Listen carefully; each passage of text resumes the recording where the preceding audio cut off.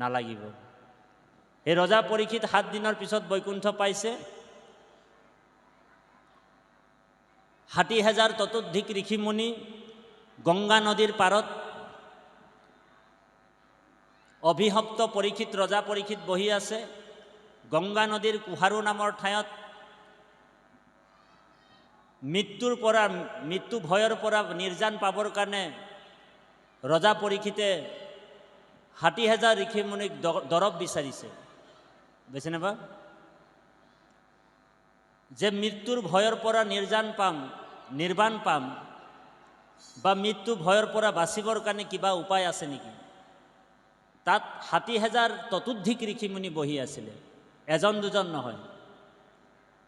এজন শাস্ত্ৰজ্ঞ, ব্ৰহ্মজ্ঞ, বেদজ্ঞ, বেদব্যাস, অংগীৰা, পুলস্তি, ভৃগু, এনেকুৱা মহান মহান ঋষিসকল বহি আছে।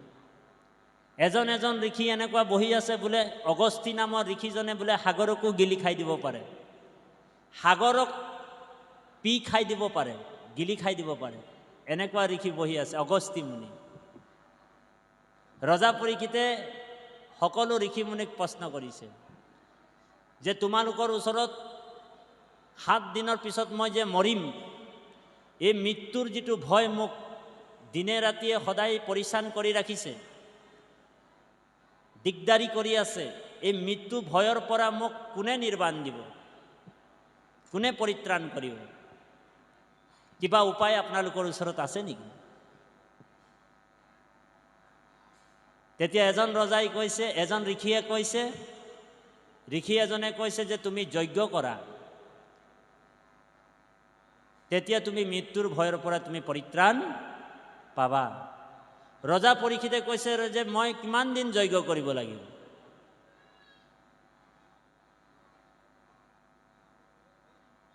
তেতিয়া ঋষিজনে কৈছে তুমি 100 বছৰ যজ্ঞ কৰিব লাগিব। ৰজা পৰীক্ষিতে কৈছে যে মইতো মাত্ৰ জীয়াই থাকিম মাত্ৰ 7 দিনে আছে মোৰ ওচৰত, 7 days। তুমি যজ্ঞ কৰিবলৈ কৈছা কিমান দিন? 100 বছৰ। বোলে এনেকুৱা টেবলেট মোক নালাগে, এনেকুৱা দৰৱ মোক নালাগে, নাকচ কৰিছে।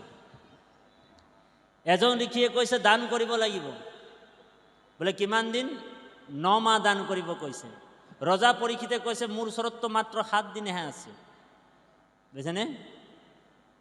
তুমি দান কৰিবলৈ কৈছে কিমান দিন? 9 মাহ। বোলে এনেকুৱা দৰৱো মোক নালাগে, নাকচ কৰিছে। এজন ঋষিয়ে কৈছে তুমি ব্ৰত কৰা, ব্ৰতৰ বিধান আছে, 1 মাহ কৰিব, 15 দিন কৰিব, 11 দিন কৰিব লাগিব।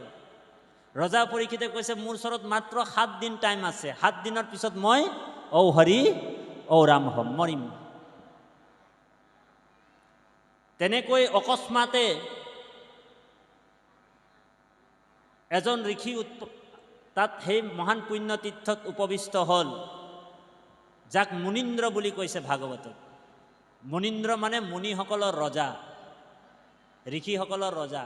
কোন? বোলে বেদব্যাসৰে একমাত্ৰ পুত্ৰ শুকগুৰু আহিছে।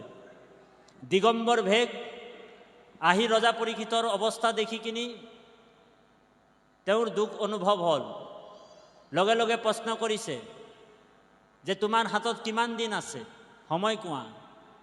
ৰজা পৰীক্ষিতে কৈছে মোৰ ওচৰততো 7 দিন মাত্ৰ টাইম আছে, 7 days।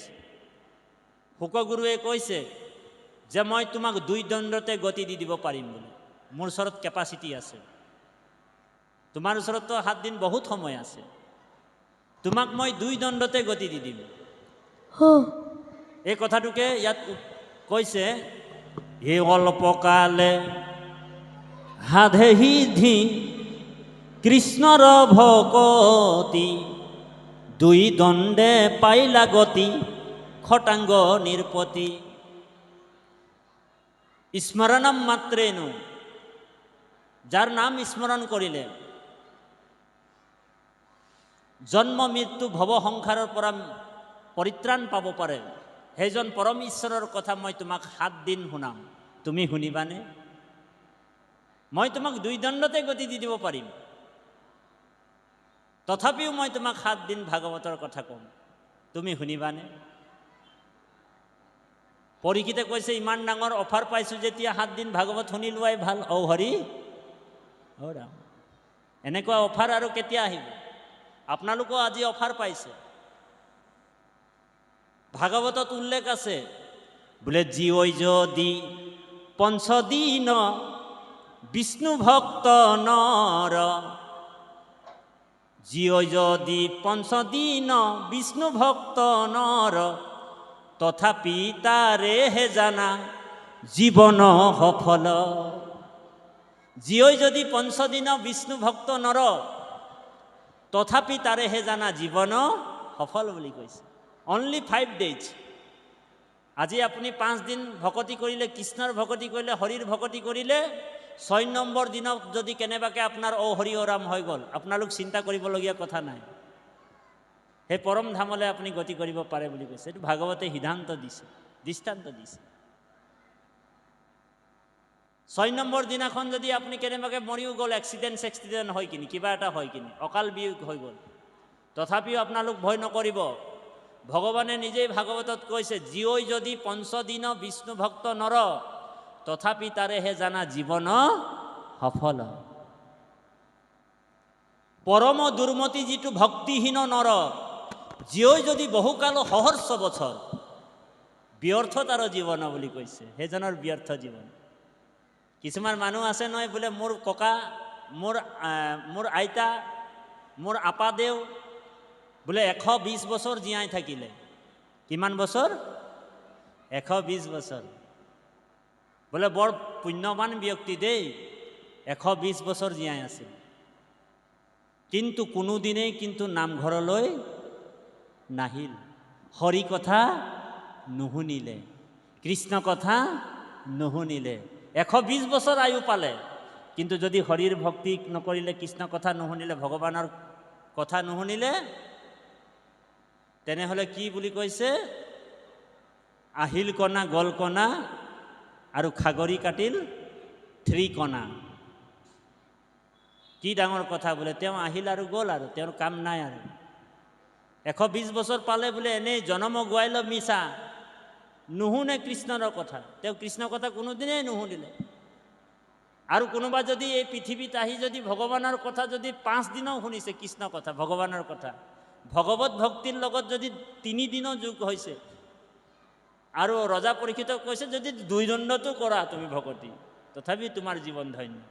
গতিকে সেই কৃপালু বাপ সমস্ত অকণমান পাঠভাগী আগবাঢ়িবলৈ সেৱা জনোৱা হৈছে।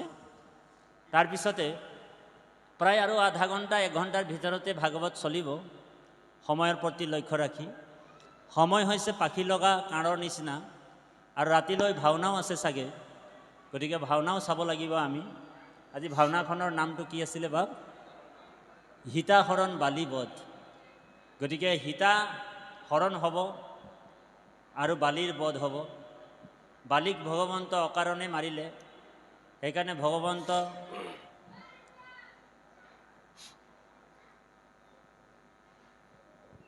অকণমান কিছুমান কাহিনী আছে, এইবিলাক এতিয়া ক'বলৈ গ'লে মানে অকণমান সময় লাগিব। গতিকে আমি ভাগৱতৰ কথাটো অকণমান কৈ থাকোঁ আপোনাৰ খবৰ। কৃষ্ণ কৃষ্ণ। নাৰদৰ আগমন। ৰাম দিনে পূৰ্বত পৰা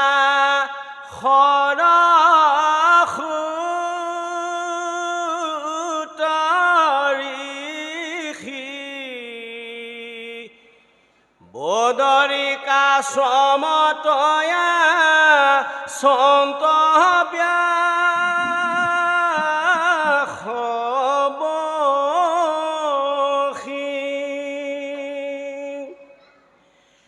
গোলাথ গোলা মন নাহি সুখ শান্তি। কৃষ্ণ এনা পান্ত উপায় একো মনে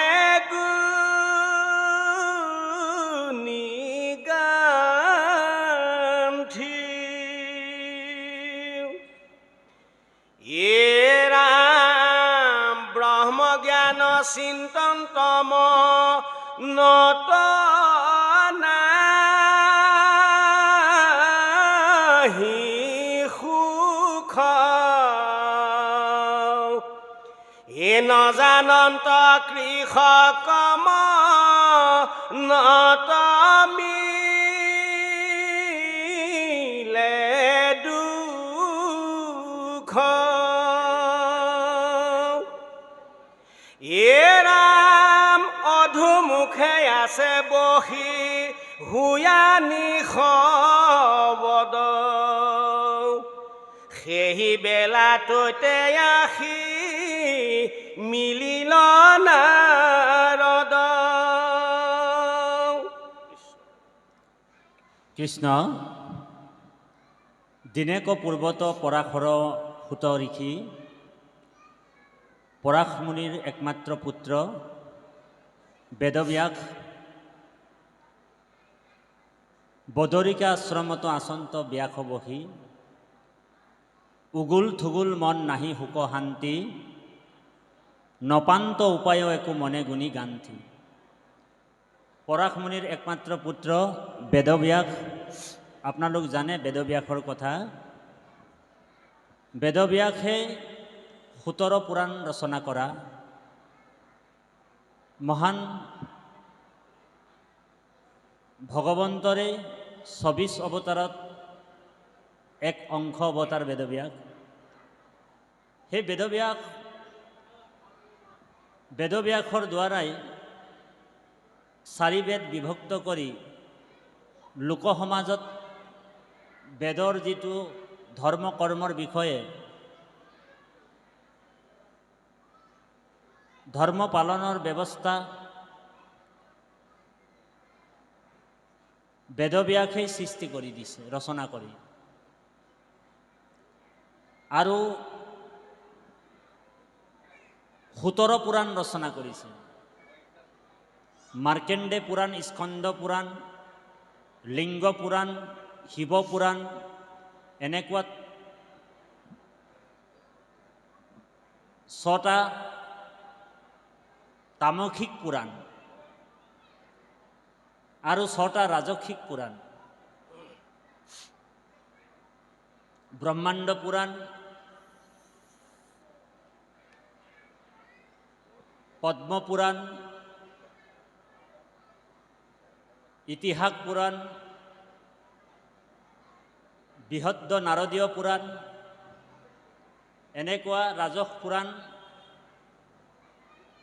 6টা লিখিলে তাৰপিছত 17 পুৰাণ ৰচনাকাৰী 5 লাখ শ্লোক লিখিছিলে বেদব্যাস এটা দুটা শ্লোক নহয় কিমান শ্লোক লিখিছে 5 লাখ শ্লোক 5 লাখ শ্লোকৰ নিৰ্মাতা লগতে মহাভাৰত নিচিনা কাব্য ৰচনাকাৰী বেদব্যাস কি হ'ল বদৰিকা আশ্ৰমত উগুল থুগুল মনেৰে অশান্তি মনেৰে বহি আছিলে আৰু বহি থাকোঁতে সেই পুণ্য স্থানত বদৰিকা আশ্ৰমত